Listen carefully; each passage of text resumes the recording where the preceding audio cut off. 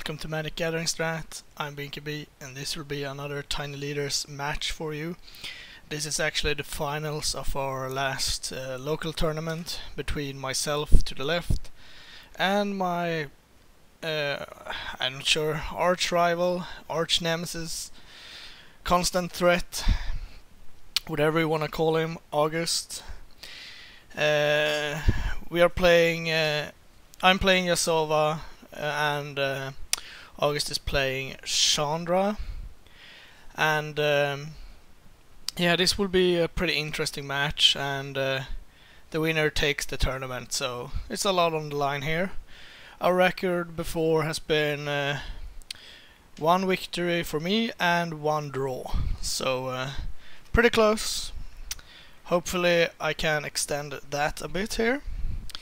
I also want to note that this clip, together with deck techs and other matches and stuff, does exist on YouTube already when you see this, but it's completely in Swedish. So if you're interested in looking at the other matches, look at the deck techs and other standings and metagame analysis and stuff, you can do that, but they will be in Swedish. So on to this game, starting with Island Preordain seems pretty good to me, since I know that August will be playing Mono Red due to his commander. Starting with a basic seems like a pretty good deal to me. And no 1-drop for the red deck is always a good sign, I'd say.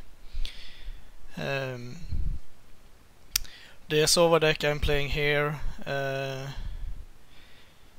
it's basically a value deck with some Tarmogoyf and coursers and stuff to gain life, but it also contains the Wasteland Loam package, as well as Dark Depths Thespian Stage combo, so I think that's nice. Abbot of Carol Keep mills a mountain for August. Probably didn't want to draw it. As you can see, I threw a Punishing Fire at it, and that's also one of the combos in my deck. Grove the Burn Willows plus Punishing Fire indicates a lot of burn spells, which is good because the format is usually full of creatures. So it's a good way to win the game. I couldn't resist. I also included the Dual Caster Mage Twin Flame combo, so I can make infinite 2/2s with haste as well. So besides the value random beatdown plan, I can also combo off in some fashion. Chandra makes her appearance. It's not the most potent threat, but it's okay. I fire off a Brainstorm here end of turn. Usually you don't want to do that because you want to shuffle away 2 bad cards, or rather the 2 worst cards. But in this case I wanted to find another land since I didn't have anything good in my hand, and I also wanted to find a way to answer Chandra if possible. I would like to not let him untap with it. So this is the first time we're both playing our decks here. So it's easy to make, you know, beginner's errors and making suboptimal decisions, but I do think the Brainstorm end of turn was worth it. So I'm gonna play the very unfortunate Snapcaster Punishing Fire, cutting me off of that combo. But alternative is to do nothing, and that seems bad. Also I get another token, which is good to know. I wanted to push the advantage from the Young Pyromancer as much as possible before it died, because I'm pretty certain that the red deck can handle a 2/1 at any point. Here comes, I believe it's Shanna Spitfire, the flyer. It's actually pretty good. Pumps up pretty fast. And a Firebolt to knock out Young Pyromancer. So, but with 2 tokens out of the deal, I'm feeling pretty happy about that exchange anyway. The problem here is that my hand is pretty empty. It's lands and a Jace. So I have to try to make something happen here. And I have no way of protecting Jace either, so if Jace doesn't find what I need, he will most likely die. One alternative could have been to play my commander instead, but without any way to use Yasova's ability or protect it, it felt pretty bad. So that's why I'm attacking here. First of all, I think it's a good chance that August doesn't block, and since I'm playing a Planeswalker without any flying blockers, it seems like an obvious point where I have something, but August went ahead and blocked, and that's not good for me. Granted, my creatures couldn't block the Spitfire anyway. The attack wasn't that bad. But of course I would have been much happier if he didn't block. So I'm playing a Vesuva as well to copy the Tropical Island, so I can produce double green for coursers and stuff like that. And now I'm just hoping that my 1 open red mana will persuade August to not try to pump the Phoenix and kill Jace, so I can get at least 1 more card out of it. If that Gitu encampment would have been a mountain, he could have flashed back to Firebolt, just end Jace right away and attack me for 4, which would have been worse, for sure. But Gitu encampment enters tapped, which is good for me at this point. Probably worse for me in the long run though.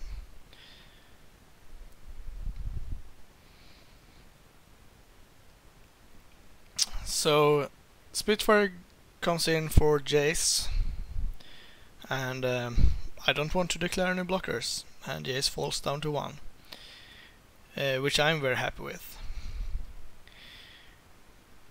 Post combat, a Gutter Snipe makes its appearance, and I assume that there will be no other spell because that doesn't make any sense at all, unless it's a creature, of course. But nothing gets cast, and I'm happy. Still just rocking lands in my hand, which is bad. So Jace will have to find me something, otherwise I'm going to lose. So I cash him in for 1 more card. I don't want to make us both draw when it's so likely that Jace will die. And I found a Sword of Fire and Ice, which is probably the best card I could have hit. So I stood up a token, I expected to live, and I can bash for 2. The trigger will eat the Gutter Snipe and draw me a card, which is pretty good. And I can finish my turn with a tapped Steam, and so this went from being pretty bad to pretty unlosable quickly, so that's always something. Now my pro red 3/3 will just demolish my opponent's board and then start chewing at his life total very fast, so I'm happy about that. And of course, this is the spot where Price of Progress comes in and cuts my life total in half, basically 10 damage, as well as triggering the Spitfire and the Young Pyromancer. So once again the game swings heavily from being unlosable for me into the point where I might very well lose. From 10 life and with a Firebolt in the graveyard, the Spitfire could finish me off in 2 turns, no problem. A Valakut as the finishing play this turn is also bad, because now mountains will, not right now but very shortly, be burn spells as well.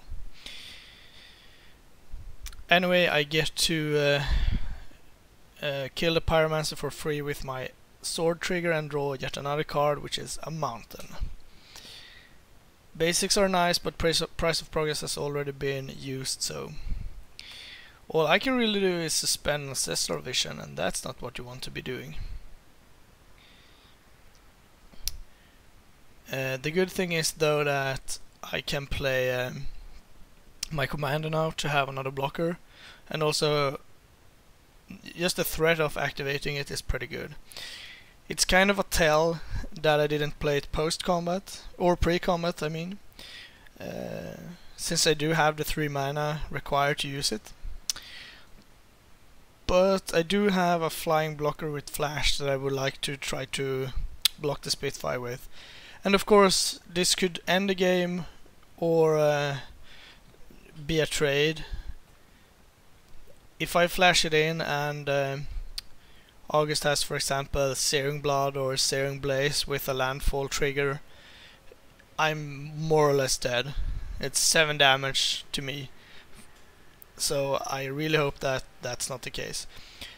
What I'm hoping for is basically an activation of the Gitu encampment and maybe something else, so that I can trade tokens and trade Spitfire for Vendilion Click in my hand. But that's not easy to do. I could also chump the Gitu encampment with my token and eat his token with the Yasova. It depends.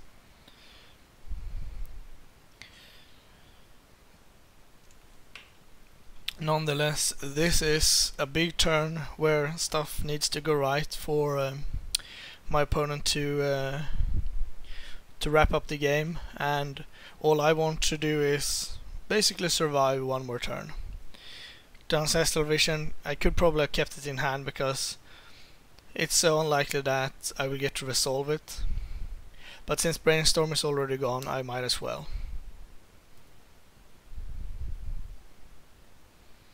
So August is deep in the tank here. I don't recall how many cards he has in his hand exactly, but Hardcast Riftbolt takes out Yasova. Unfortunate for me, but I'd rather this happens now than when I try to block with Vendilion Click, because the Spitfire is the real problem. Gitu encampment gets fired up, which I'm perfectly fine with. And in comes the clowns. And I'm going to use my click from the hand and see that August's last card is a Sulfuric Vortex, which I'm not unhappy with at all. He can keep that. If he wants to play it, be my guest. So I get to trade and chump, taking no damage this turn, which is important. I could have moved the sword instead of playing Yasova, for example, moving it to a token, the other token, but I think this is fine. I drew a loam, which is not good, but 3 damage from the token and the ability to shoot down August's last creature is pretty good. Also get to draw another card, which is a January Elf. Not really what you want, but it's a blocker. I mean, it's fine. And I also have mana to recast my commander. So now the pressure is on. Do we find anything? Looks like no. 1-0 for me then.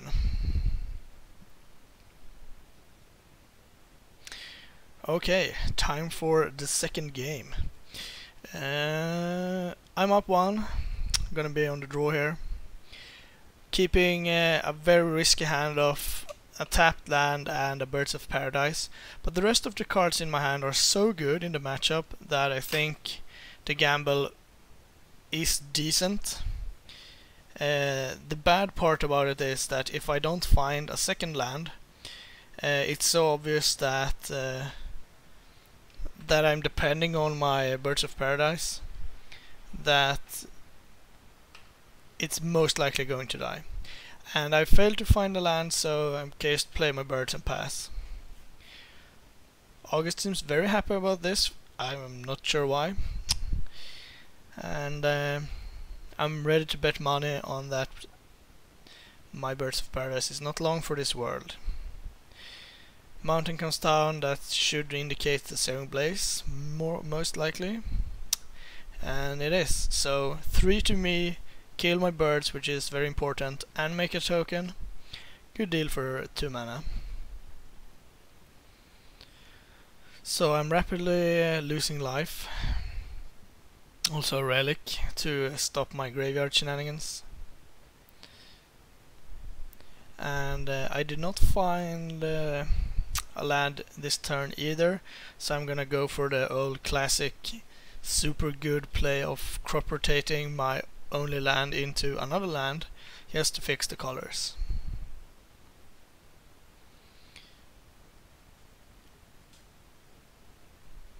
That's not really what you want to be doing, but I mean, it's either that or scoop the match or scoop the game, so might as well give myself the outs. Looking at my hand, I do need red, that's why I sacked the Hinterland Harbor. And I decided that blue is the best color to have in addition. I feel like if I can kill the young Pyromancer, and maybe August hand is a lot of lands or something, I could be coming back, but that's not going to happen if I am losing 4 or 5 life a turn. That's not gonna work.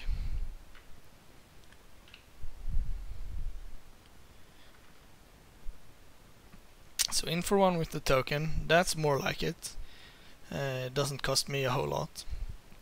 In comes Chandra and a mountain to finish up the turn.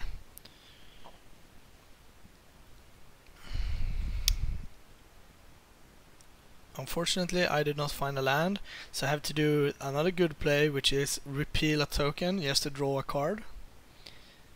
And behold, I did find a land. So I'm not out of this just yet. It's likely that I will lose, but it's not over.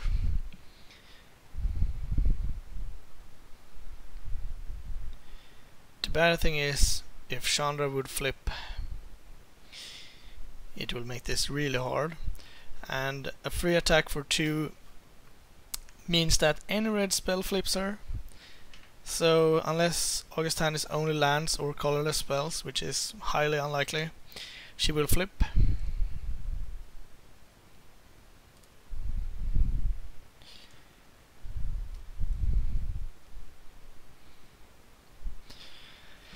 And that's the elemental land village, Flamekin village maybe. A kill thing gets revealed. Oh yeah, I'm sorry, the Chandra didn't attack, she pinged. So Kilnfin will untap her. The thing is that since this is our first time playing with the cards, August didn't know that Chandra flips on any kind of damage, rather than as he believed only the ping effect. So that's why Chandra hasn't flipped yet. So she has pinged me once, this is the second time, and I'm much happier that this is happening because now the relic is going away as well, so I assume August is looking for one last spell to play, and I believe he failed, which is kind of funny because that means that either his last card is a land or it's some kind of removal that only targets creatures. And I know that, but I can't do anything about it. And of course, since I'm not that smart always, I ask him why he didn't flip the Chandra instead, and thus revealing that it's okay to attack with it as well. So Should have waited with that information until the whole match was over. Now giving my opponent better chances at winning. So I didn't draw a land, but instead a Scavenging Ooze, which I'm 99% sure will die. So ping me for 1, and Missile Mortars will kill Scavenging Ooze, and now Chandra will flip. In addition to hitting me for a ton of damage. So in for 5, I think, 6 even. Yeah, with the... yeah, that's right. So more pings, and Chandra will shoot me as well. And now I'm pretty sure the game is over. Even if August hand is empty, which is not super likely, I need to draw both good spells and lands to cast them, which is not easy to do. Did find a land, however, second blue. Good to know. So if August is only going to brick, maybe I have a chance.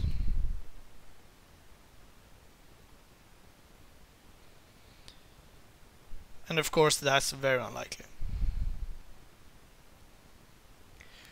So a morph comes down, which I'm pretty sure is the guy that exiles cards. I can't think of anyone else that would be decent. So off the top we find a Stagger Shock. Great. So I only have one line here. Since I need a removal, I have to dual cast the Mage Hit and kill the Kiln Fiend. Of course this is just a hopeless attempt of not dying. Since Chandra together with the Stagger Shock alone will put me down to 1 life. And yeah, so now Mountain is lethal, any burn spell is lethal, and any creature that August can find will get haste and probably be lethal as well. So now I drew a 4th land, but unfortunately that doesn't really help.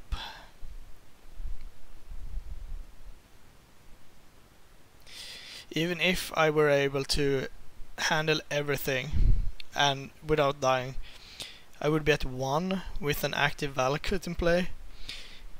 That would be hard.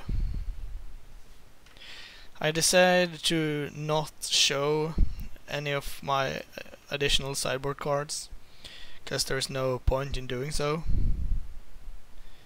For example, the Hornet Nest I elect not to play, and Valakut will finish me off. So game 3, here we come. Yeah, game 3 with me on the play. Pretty good. I believe I was on a mulligan down to 6 here as well, since I had another 1-lander, but this time it was a basic mountain, I think, and blue and green spells. That doesn't cut it for me. This hand is not spectacular, but I think it's better than a random 5. It's probably not better than a good 5, but I don't think you can mulligan expecting to get the best hand. So I'm fetching end of turn for Tropical Island. Once again with the intention of doing some filtering end of turn. And I'm still not a fan of brainstorming end of turn, but I think my only other land in hand was a wasteland, and I needed to do some digging to find more.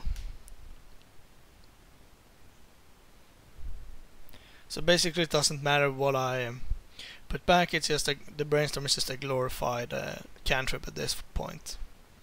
So I'm debating here whether or not to shock myself with my Stomping Ground to keep Lightning Bolt up, I'm also debating if I should play it untapped to play a Tarmogoyf, but since the only cards in the yard is instant and land, that would be bad. And I also figured that if he plays a creature, I can just untap, kill it with the lightning bolt, and play Wasteland to cast Tarmogoyf. It actually taps for mana, as it turns out. So this sequencing worked out a lot better, both for my life total and my overall effectiveness. So now Tarmogoyf is a 3/4, big enough to survive any removal spell, including Missive Mortars, because there's no sorcerer in the graveyard. One could hope that a Missive Mortars would be cast here, but probably won't. Now I'm feeling a bit better because I have a fresh draw off the top, and I think I have another cantrip, and the Shrine of Burning Rage makes me really happy because I have my Reclamation Sage in hand. So I'm debating whether or not to play Jace here. Then I realized that I only have one blue, so he's off the table. So I'm just gonna play a Courser and pray to hit a land, which I do. A basic forest. Can't do anything with it, but it's better than nothing. I also hit a Twin Flame, and I do apologize for the shining reflection on the cards. The light in our gaming local is so bad, so I'm apologizing for that. I can't do much about it though.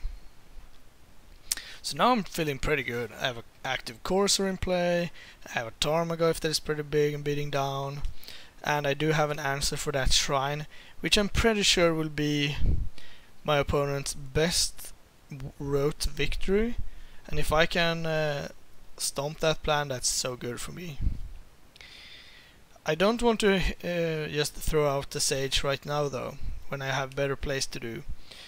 I'm certain that my opponent will tap down eventually, and at that point I will get to crush the Shrine.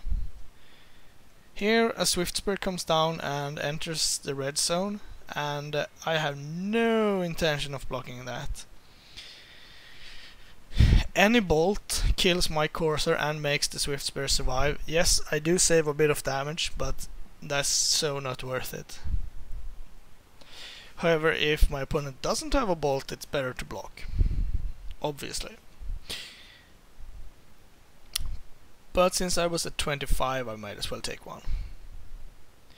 And this is a pretty fun interaction that happens, because August reads my top card, which is Twin Flame, which I use to make infinite dual cast mages, and he actually has a dual cast mage in hand. So his plan is, in response to my Twin Flame that will come next turn possibly, he will make infinite dual cast mages as well. And that technically works. The problem is that they go away end of turn, and he did not think about that. From my point here, I think he's keeping mana for Shrine, which I think is extremely defensive, but I'm super happy. I'm not in a rush. So I'm gonna preordain here and find Birds of Paradise and Dark Depths. And I don't really want Dark Depths at this point, but I'd rather hit a land drop and gain a life than missing the land drop. Even though it's a Dark Depths. It doesn't tap for mana or do anything for me, but it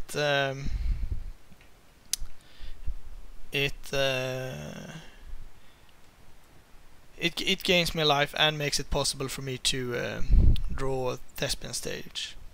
Top card this time was a Repeal, which I'm also pretty happy with, since I expect Chandra to come in at some point, and if she flips I can just repeal her for 1 mana. I can also repeal the Shrine if I feel like the Sage has another target or is too expensive or too slow or whatever. It's just good to have more options. I also decide to go ahead and wasteland the village.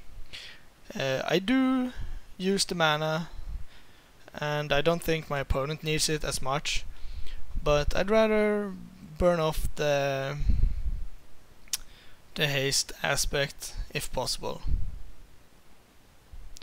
He was thinking about casting something which makes me a bit anxious, but now it's my turn to go on the offensive, so in for 6 damage, which I expect to be taken.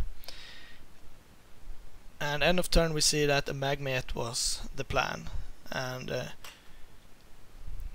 I mean, if that's all he was going to cast, then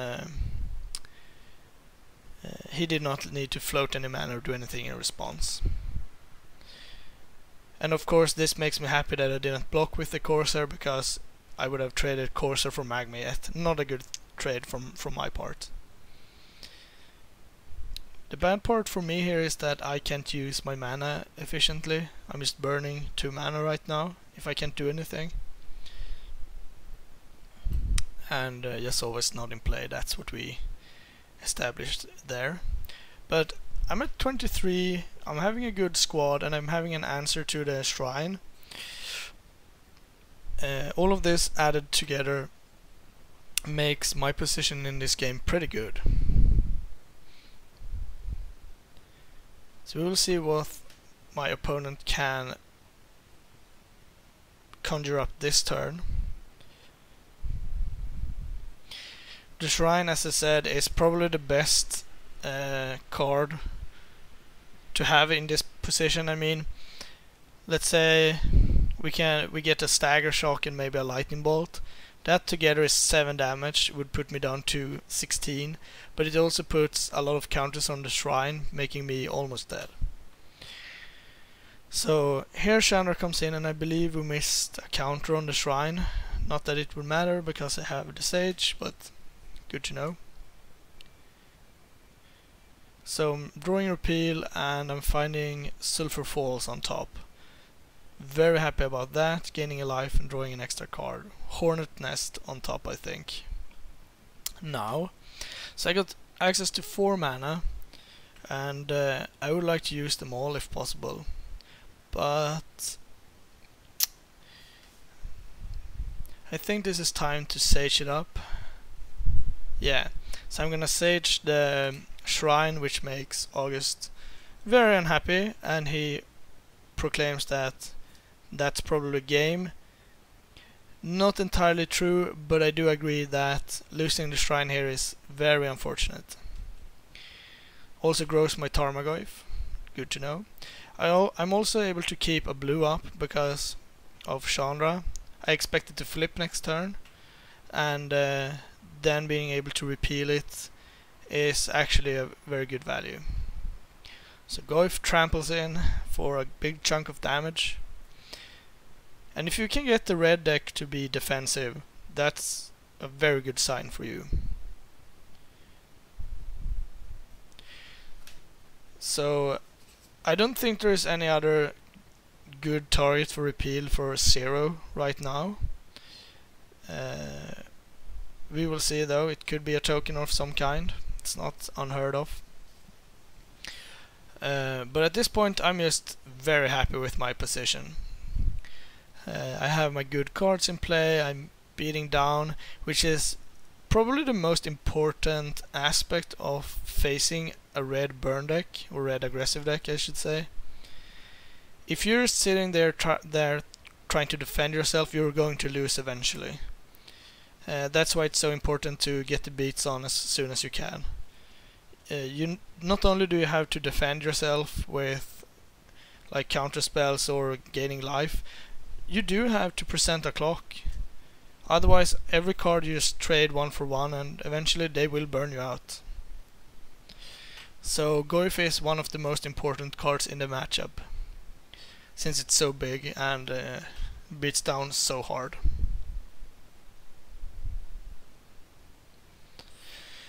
So August is deep in the tank here, and the big reason for that is that he doesn't have a 5th land, which would make him able to do a lot of good stuff.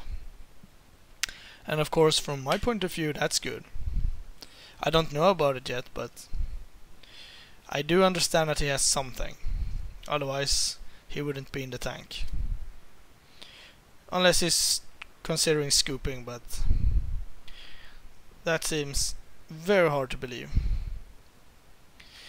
Eventually he just passes the turn without doing anything, and of course I'm pretty anxious about that. Fetch land off the top, pretty good for me, gaining a life. And now another land on top, which makes me unwilling to fetch, because I just want to hit more lands. Granted, I would rather draw them with the Courser, but you can't complain too much. So August is still keeping that dual caster mage around. I don't know about it, of course. So I send in the Goif. I don't want to attack with anything else. That seems just so bad. And Swift Spear is just jumping here, and that's such a good feeling. So I have a lot of options here. What I could do, I could play Hornet Nest, I could play Jace, I could just pass, I could play Yasova, I could do a lot of things.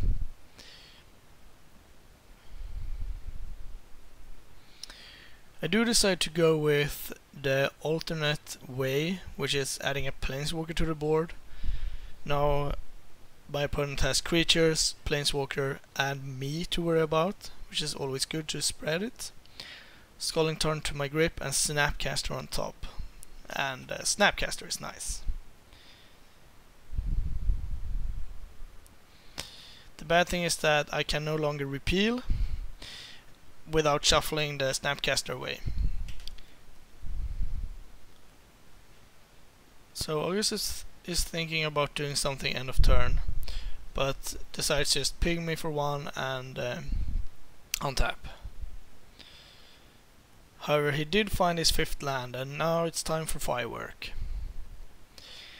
The thing was that he both needed the mana and the landfall trigger, because now he can Searing Blaze.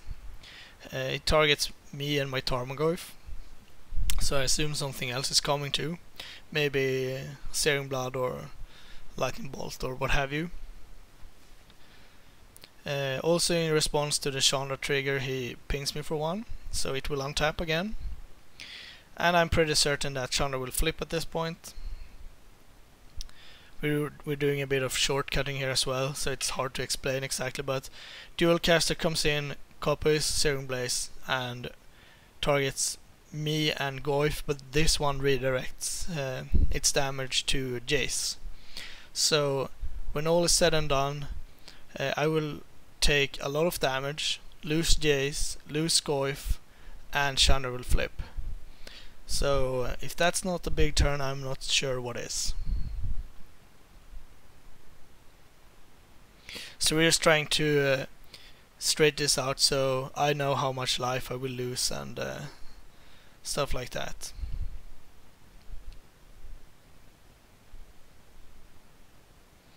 And we're just resolving all the Chandra stuff, because as I said, we're shortcutting a bit.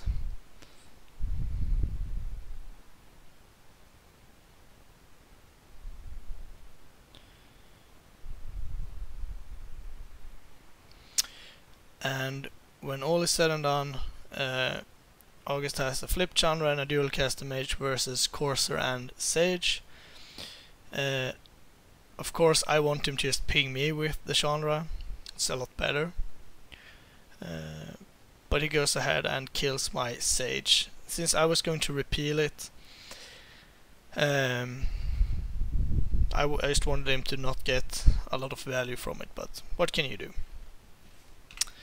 The good part about all of this is that I will get to draw Snapcaster. I didn't have to use repeal on my opponent's turn. But that's a very good comeback. A very strong turn indeed. But I'm still feeling pretty good about this.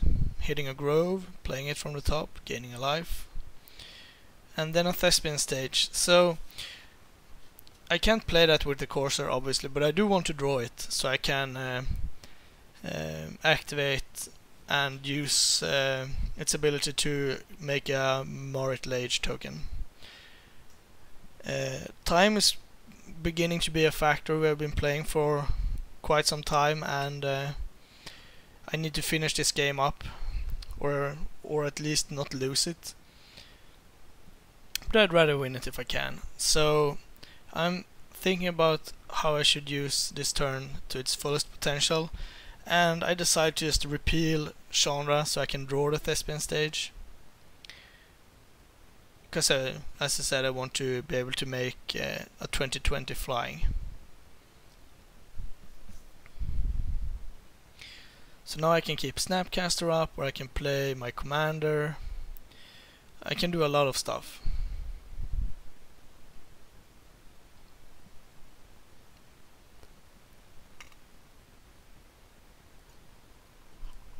Ultimately, I just attack with Corsair. August is pretty low, and I don't need that much to finish the game off. Now I get to play a Hornet Nest to stop potential attacks.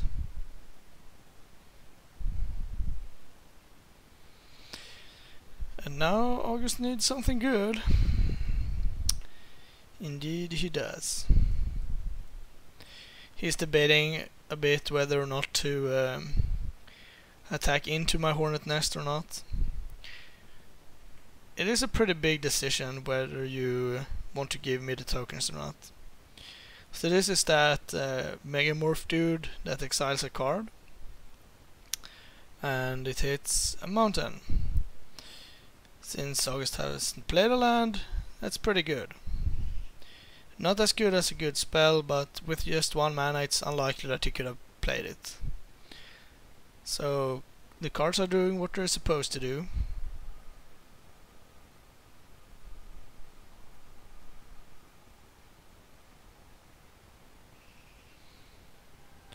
So now the big question is, should we attack or not? Hornet Nest will die, but I will get 2 Death Touch tokens.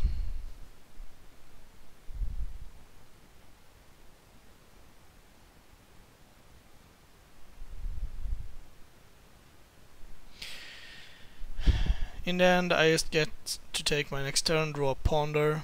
Now Eternal Witness is on top. Don't really care about Eternal Witness, but it's always something. Now I can just play my stage and gaining a life. And then I don't really have to do anything. Still have Twin Flames, so a dual cast mage would win me the game on the spot. And I'm just counting up how much mana I actually need. So I have 4 mana available if I want it, which leaves Snapcaster an option, repealing something if I need to. August draws this card, and the time has been called, so this is turn 0. But with the Thespian stage combo ready to go, I have a lethal swing.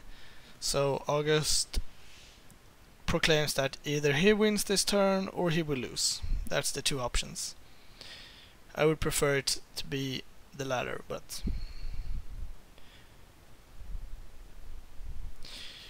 so we're still 1-1 in game, so this is the decisive game. And I'm feeling pretty good now. August is deep in the tank. It's unlikely that he can burn me out from 20. It's not unlikely that he can survive another turn though.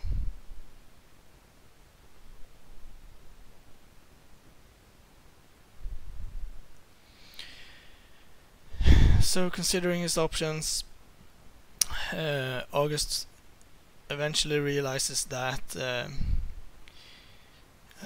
there's not much to be done. I'm at 20, which is too high for him to overcome, and an attack here wouldn't do much, and he extends the hand. So 2 games to 1 in my favor. I thank you for watching, and I'm gonna bring you something else as soon as I can. Thank you for watching. please like and subscribe. It really helps us out. You can find us on Twitter at MagicGathStrat, Facebook /MagicGatheringStrat, or on the web, magicgatheringstrat.com. There you can find articles and free prize-supported leagues. This is all brought to you by our Patreons and cardhoarder.com. If you enjoyed this content, please consider supporting us at patreon.com/magicgatheringstrat.